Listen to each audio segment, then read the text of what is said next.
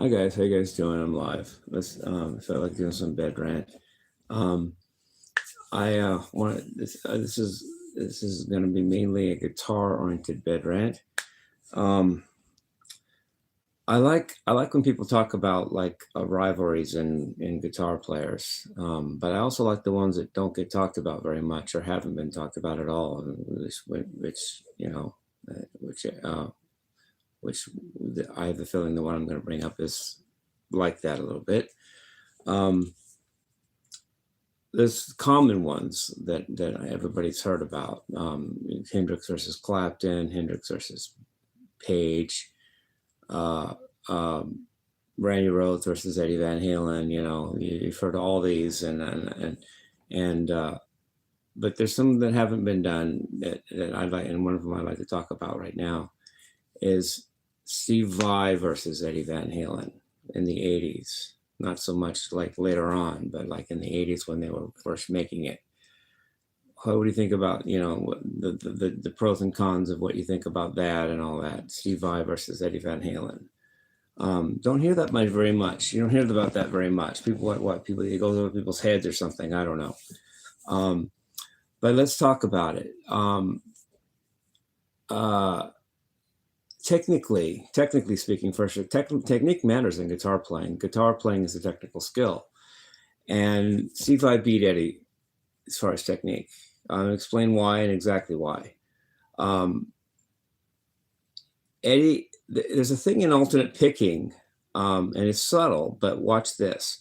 There's a thing in alternate picking where there's actually two ways of doing it. You can do it where you only pick a tremolo style, but you're just doing it on one note and sliding the note up and down, or even just one note, like Eddie does that in Eruption, da, da, da, da, da, and that's cool, but it's not as cool and is not as technically challenging as one pick per note, and every pick is a different note. Da, da, da, da, da, da, da, da, da.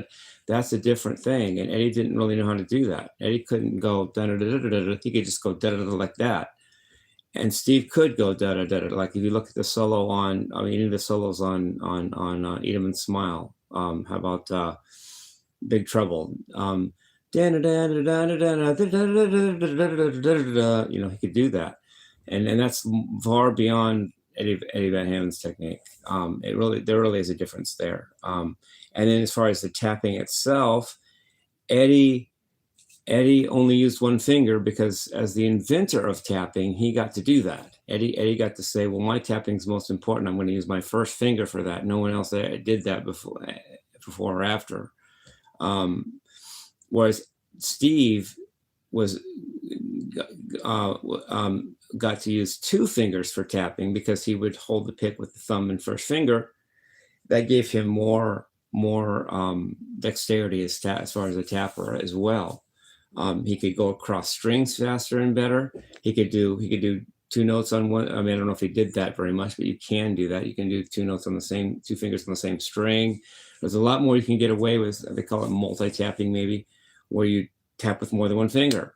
And Steve had Eddie on that too, because Eddie would just go one finger only, whereas Steve would do two fingers tapping. So Steve advanced the tapping technique, even though Eddie, in my book, for all intents and purposes, invented it, or at least made it a thing. And plus Steve's work with the whammy bar was beyond Eddie's. Eddie knew how to do a dive bomb and things like that, and harmonic, but Steve was far beyond Eddie on tapping. Steve did the talking guitar technique, which a lot relies on the whammy bar. That's what, whammy bar technique. Steve could do the pitch, like making a melody with the whammy bar, like in Yankee Rose, when he goes down on the harmonic on the fifth fret of the G string, and it just does a melody with the maybe that's the fourth string there. Oh wait, no, it is the third string. The fourth, no, it's one of the two, because on I think it's the fourth string on Yankee Rose. It's the third string on his song called The Attitude Song. But anyway, you hit a harmonic on the fifth fret of either the third or the fourth string and make a melody out of it with the whammy bar. And Eddie couldn't do that. So not on Steve's level. So technically, Steve had Eddie. I'm not as a kid, but when he beat Eddie technically. But there's a couple other things to consider, and when you make a comparison, it can't be just technique. Eddie was like a service dog to all of us in rock and roll. He was this rock and roll service dog. He showed us the way when we were all blind. He taught us tapping. He made tapping a thing, and that raw inventiveness of him actually historically makes him stand above Steve. Not because he's was a better player, but because he had more of an impact on rock and roll because of what he did. He brought tapping into existence basically, and he brought Van Halen up from the ground. I mean, he made Van Halen a thing. He made Van Halen, to me, either the second, but to me the first best rock and roll band that ever was. Some people say Led Zeppelin. That's fine, and there's reasons why that could be true. But I prefer Van Halen. They're my favorite rock band of all time, and Eddie made that happen, not Steve. So I like comparisons, but you can't really. It's hard to draw that line because it depends on your tastes and your values. Which is more important to you, technique or historical importance?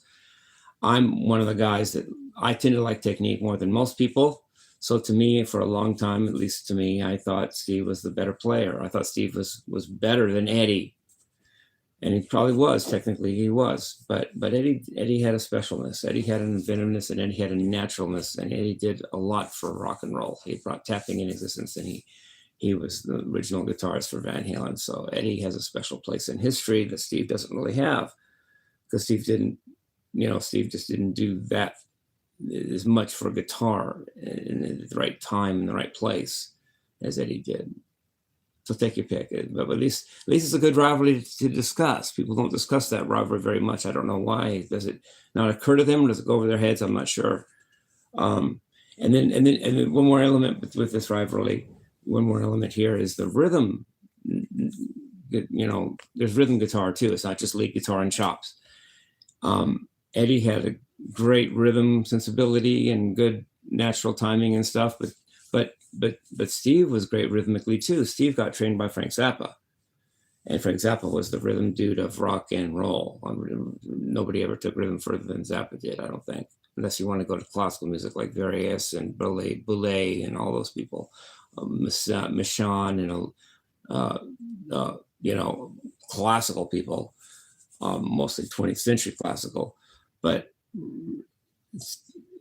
Steve learned from Frank Zappa, who taught him everything there is to know about rhythm, basically. So Steve, again, even technically with rhythm, beat Eddie, but Eddie just had a naturalness and a feel to him that we all love. We all love,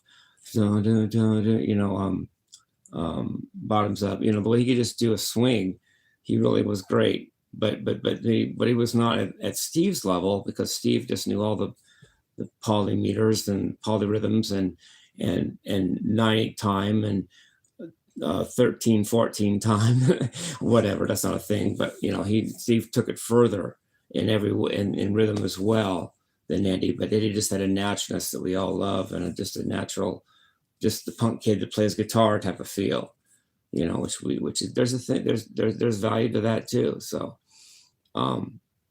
I just think the rivalry deserves discussion rather than just we don't talk about it or don't think of it.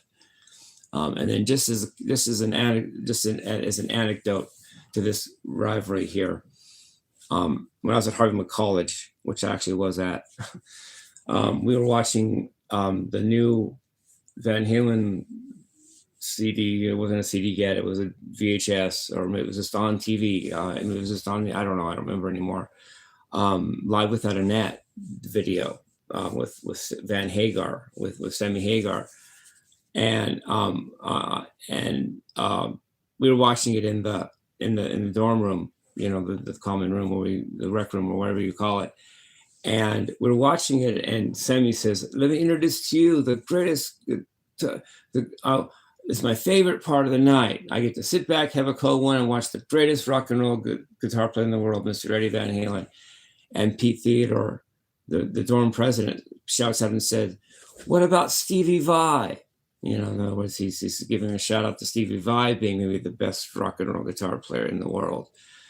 And nobody questioned him. Nobody like said, "Who are you talking about? What do you mean?" No, he got away with that. That was a valid point, you know, that Pete Theodore made at the time. You know, you can't. You don't get to say the best guitar. It's really hard to say Eddie's the best guitar player in the world when there's a Steve Vai out there, and we all just took that. He took that hit, that moment when Pete Theodore said that. And by the way, Pete Theodore was from Temecula, California, which is where I live now. Where I live in Morehead, actually. I just hope you guys enjoyed this rant. I want to add one more little thing to this rant. I wasn't going to do this, but it comes to my mind to do this. This is another topic. There's a thing in psychology, I think it's called reverse psychology, where if you push somebody one way, they just go the other direction. I mean, it's very common, concept or principle.